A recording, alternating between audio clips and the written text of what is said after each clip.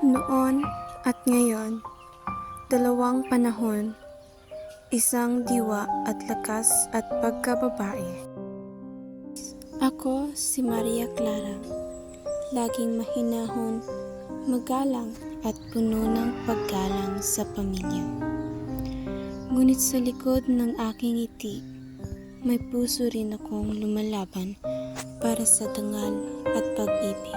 Sa panahon ko, mahirap magsalita kahit may katotohanan na dapat ipaglaban. Ako ang modernong Maria Clara. Hindi na ako tahimik. May boses na ako. Ipaglalaban ko ang tama, ang pangarap ko at ang sarili ko. Pero dala ko pa rin ang respeto at kabutihang iniwan niya. Maria Clara noon, Maria Clara ngayon. Iba ang panahon, pero pareho ang tapang.